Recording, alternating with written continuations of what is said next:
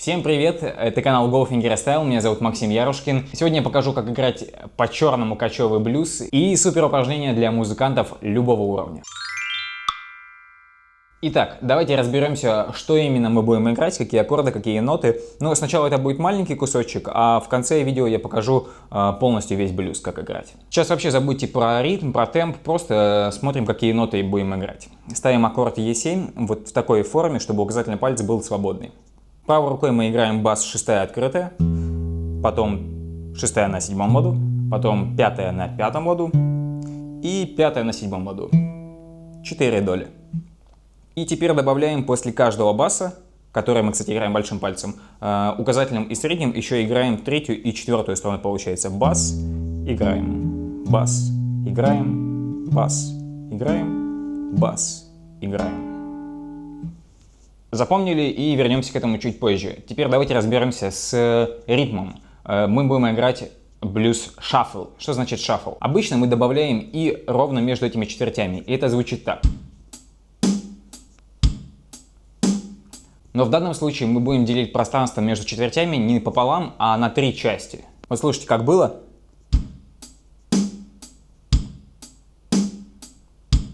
Четверти остаются, где и были. И...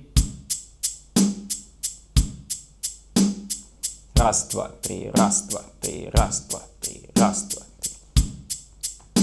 Ну и из этих 3 частей, они называются триоли, нам нужна только самая последняя, третья. На ней будем делать акцент. Она будет выделена хлопком. Слушаем.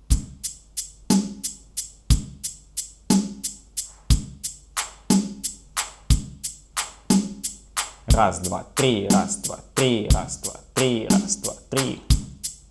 Можете точно так же выделять бровями эту долю, да? Это очень помогает. Получается, ту долю, которую мы играли на И, то есть по цепи вот этими 2 пальцами, мы играем не на И, а чуть позже, на третью триольку. Это совсем незаметное смещение, но ощущение от музыки получается совсем другое. У нас будет шаффл. То есть было так.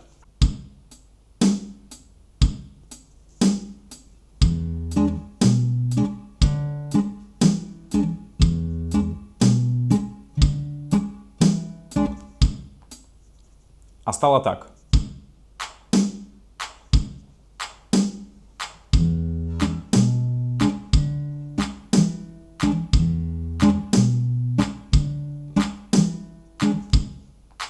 Чтобы делать акцент на эту третью триольку, которую мы играем под цепом, можно ее здесь глушить сразу после того, как сыграли, правой рукой, то есть возвращать пальцы на места, либо левой рукой расслаблять кисть сразу после того, как вы сыграли, чтобы звук был острый. Собственно, это и есть шаффл, но самое интересное дальше. Наверняка добрая половина тех, кто посмотрел этот ролик до этого момента, уже такие...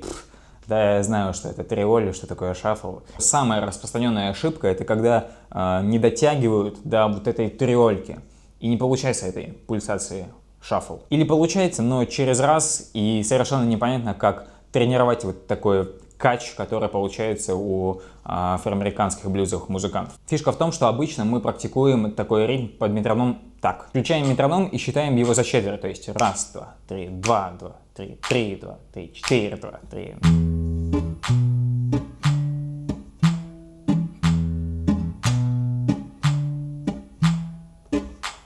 Точно тот же самый метроном, в том же темпе, ничего не изменилось, просто мы принимаем этот удар за третью триоль. Тогда будет так, слушаем.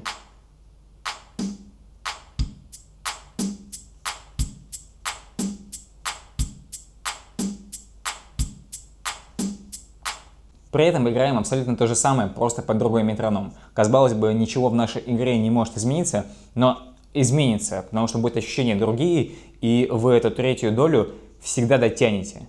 То есть всегда она у вас будет точно там, где надо, не раньше. Лучше даже чуть-чуть перетянуть.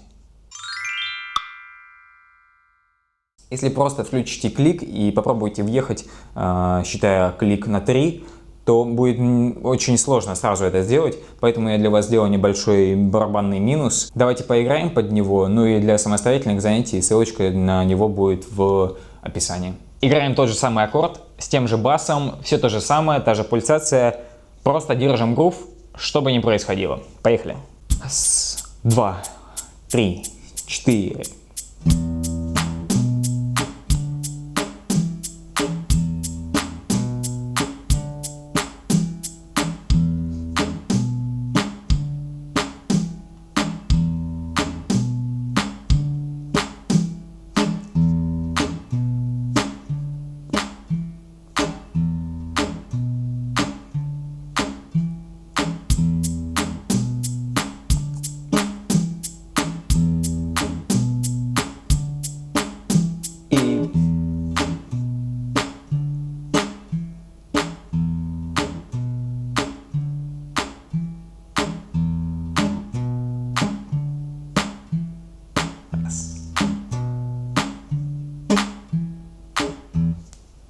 Если получается уверенно, то давайте поднимем темп с 60 до 100 и посмотрим, что выйдет. Поехали.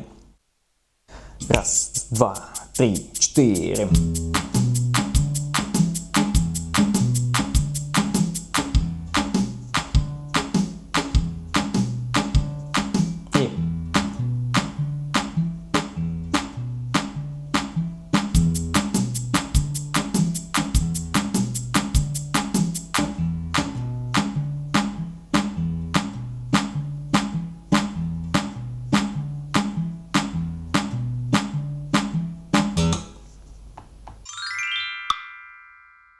Давайте посмотрим, как остальные аккорды в этом блюзе обыгрываются. Первый Е7 мы уже увидели, второй аккорд будет А7. Значит, ставится он таким образом. Второй палец на шестую, третий на четвертую и четвертый на третью. Играем шестая, потом шестая открытая, шестая на третьем и опять шестая на пятом. Получается.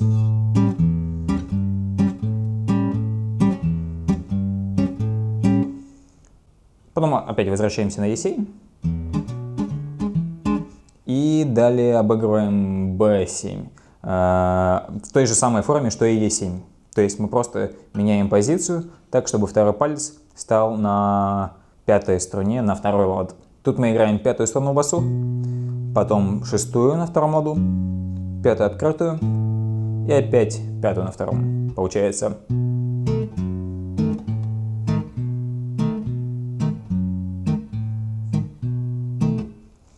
И здесь еще есть концовка, она выглядит так. Но ее вы сможете посмотреть в табах, как всегда, ссылка в описании, они доступны бесплатно, или где-то на экране тоже появится ссылка на них. И напомню, что стандартная блюзовая форма будет обыгрываться так. Мы 4 раза играем Е7, ну, 4 раза, короче, обыгрываем, потом дважды А7, потом дважды Е7, потом один раз Б7, один раз А7 и один раз Е7. Концовка.